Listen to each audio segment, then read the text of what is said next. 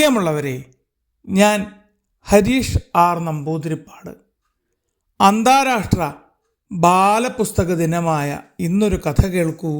മിന്നുന്ന പാട്ടുകൾ. മിടുമിടുക്കിയായ മിന്നുമുയൽ ഒറ്റയ്ക്ക് നടക്കുമ്പോഴും പുല്ല് മേയുമ്പോഴും വെള്ളം കുടിക്കാൻ പോകുമ്പോഴും സ്കൂളിലേക്ക് പോകുമ്പോഴും മൂളിപ്പാട്ടുകൾ പാടും. മനോഹരമായ വരികൾ കാറ്റിനൊപ്പം ഒഴുകിപ്പോകും. അവയുടെ അർത്ഥം ആരും ശ്രദ്ധിച്ചിരുന്നില്ല. ഒരു ദിവസം മിന്നു സ്കൂളിൽ നിന്ന് മടങ്ങുന്ന നേരം മൂളിപ്പാട്ടുകൾ പാടിക്കൊണ്ടുവരികയായിരുന്നു. ആ സമയത്ത് അവരുടെ മലയാളം അധ്യാപകനായ ഹാരി മാഷ് ആ വഴി വന്നു.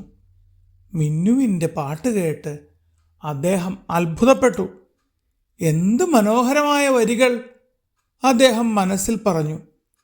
അടുത്ത ദിവസം മാഷ് മിന്നുവിനെ അടുത്ത് വിളിച്ചു പറഞ്ഞു, മോളെ, നീ പാടുന്ന വരികൾ വളരെ സുന്ദരമാണ്. ഇവയൊന്നും മറന്നു പോകാതെ കുറിച്ചു വയ്ക്കണം എന്ന് പറഞ്ഞ് മനോഹരമായ ഒരു നോട്ട് ബുക്ക് അവൾക്ക് സമ്മാനിച്ചു.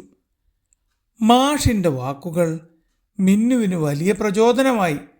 അവൾ മനസ്സിൽ തോന്നുന്ന ഓരോ വരിയും ഓരോ ചിന്തയും ആ പുസ്തകത്തിൽ ശ്രദ്ധയോടെ കുറിച്ചു വയ്ക്കാൻ തുടങ്ങി. ദിവസങ്ങൾ കടന്നുപോയി. നോട്ട് ബുക്ക് കവിതകളാൽ നിറഞ്ഞു. ഒരു ദിവസം മാഷ് ചോദിച്ചു, മിന്നുമോളെ, ഞാൻ തന്ന ബുക്കൊന്ന് കാണിക്കാമോ? മടിയോടെ മിന്നു പുസ്തകം കൈമാറി. മാഷ് പേജുകൾ വായിക്കാൻ തുടങ്ങി. ഓരോ വരിയും ഓരോ ആശയവും അദ്ദേഹത്തെ അത്ഭുതപ്പെടുത്തി.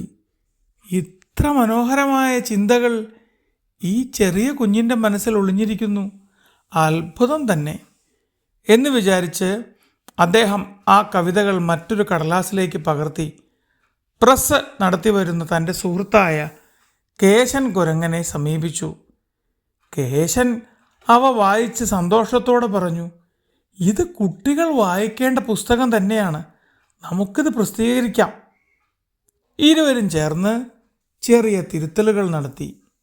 മിന്നുവിൻ്റെ കവിതകൾ മനോഹരമായ പുസ്തകമായി അച്ചടിച്ചു. അവധിക്കാലത്ത് ഹാരി മാഷ് കുട്ടികൾക്കായി ക്യാമ്പ് സംഘടിപ്പിച്ചു. ക്യാമ്പിൻ്റെ അവസാന ദിവസം എല്ലാവരും കാത്തിരുന്ന പ്രത്യേക അതിഥി എത്തി. കുട്ടികളുടെ പ്രിയപ്പെട്ട കവിയായ ചെമ്പൻ കരടി.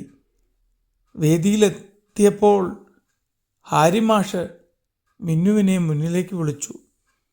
ചെമ്പൻ കരടി സ്നേഹത്തോടെ അവളെ ചേർത്ത് പിടിച്ച് അവളുടെ കവിതകളുടെ പുസ്തകം ഏറ്റുവാങ്ങി പ്രകാശനം ചെയ്തു. ഇത്ര ചെറുപ്പത്തിൽ ഇത്ര മനോഹരമായ കവിതകൾ എഴുതുക വലിയ കഴിവാണ്, അദ്ദേഹം പ്രശംസിച്ചു.